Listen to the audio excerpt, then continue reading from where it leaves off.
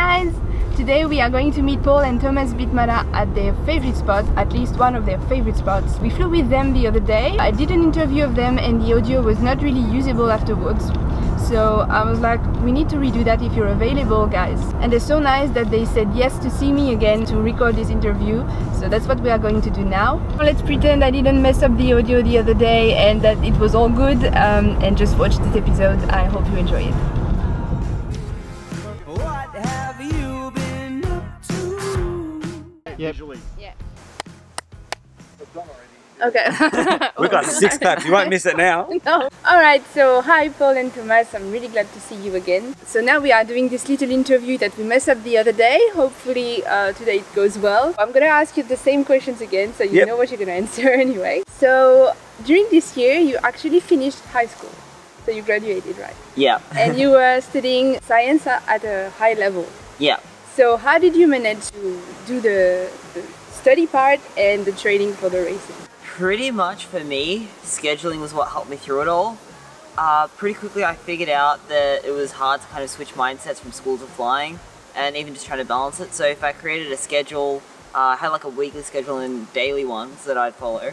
And that would basically kind of help me to focus on my schoolwork, and then I'd know that I'd hopefully get a window at the end of the week to do some flying, or maybe I'd be like, oh, after school I might get an hour-long session I could fit in. So that was pretty much what helped me through the entire year, and then having teachers, parents, friends all just kind of help me out along the way and keep me going.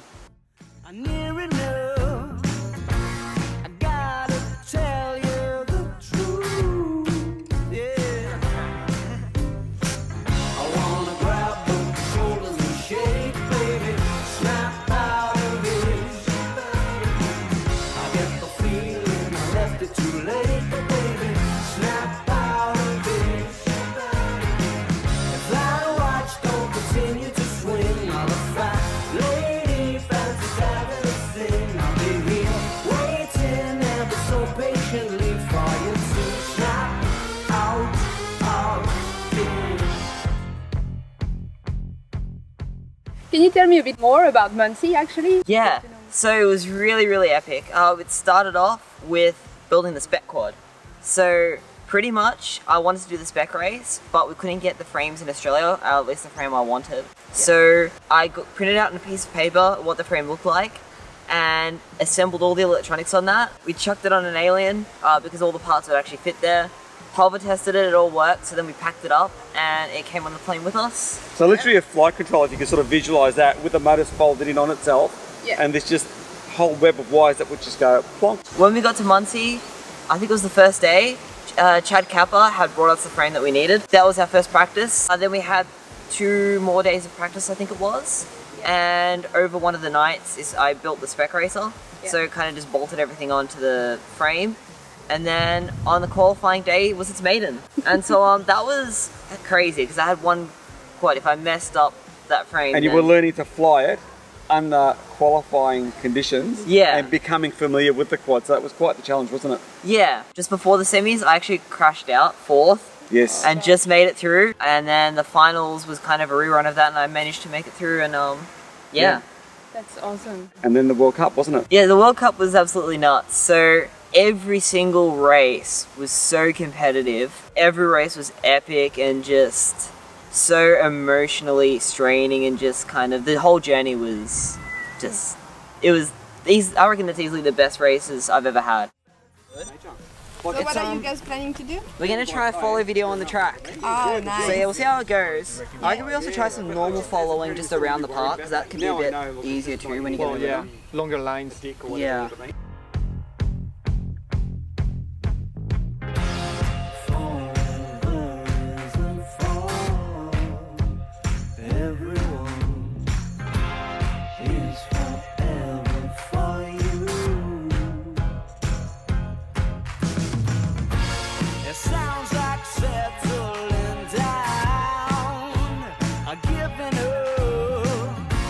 But it don't sound much like you.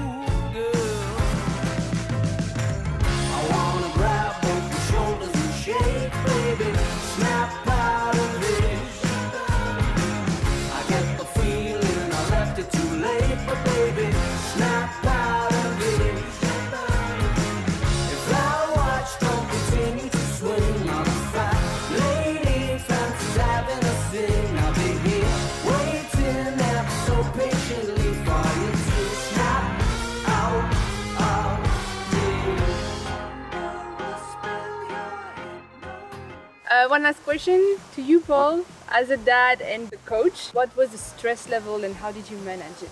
Oh look, the stress level I think for the spec race wasn't too bad until the last race where all of a sudden GoPro stopped recording and everything seemed to be going haywire. With the spec race, because it went out into the night, I mean the final finished around 2 AM was it? Yeah. So there was a lot of stress because of that, because he'd been up since 7 o'clock in the morning, it was really hot and everyone was really tired.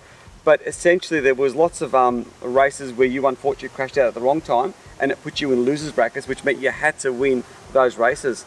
So the stress level was just through the roof. But having said that, look, it was a really positive experience, and I think whether he'd won or lost in Muncie, he would have still come out as a winner. And what I mean by that is he would have gained so much experience, and the pressure was fantastic for you, wasn't it? Yeah. Yeah. And what's your plan for next year? Because we're almost at the end of the year now, so what's your plan?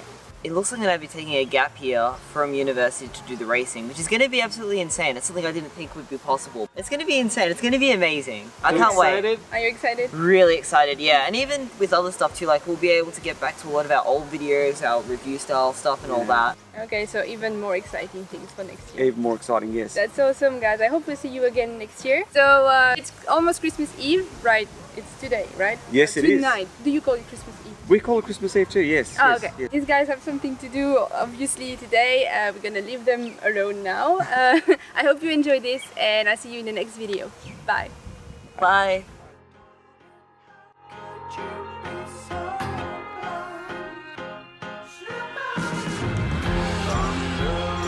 We're here with professionals here, doing their work. These guys know what they're doing. You guys have got a lot of love for each other. If she farts, I'm dead.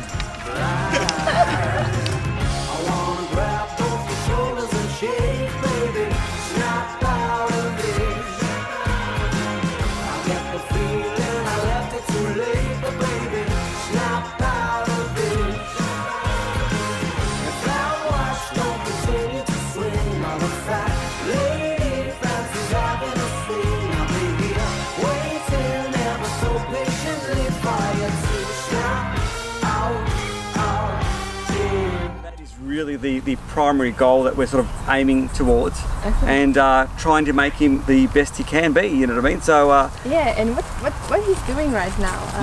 This is the technique he uses. What he'll do is actually go around running around the track, and it's good for his fitness, so it makes him nice and fit and everything. So he works out the lines, he really learns the track intimately. Okay, well that's really interesting. I hope you guys are taking notes, because that's how you become a world champion. We don't normally share that sort of stuff, so there you go, you know what I mean? But yes, you know, I mean, this is probably the biggest tip. Okay, thank you. Thanks. Thank you.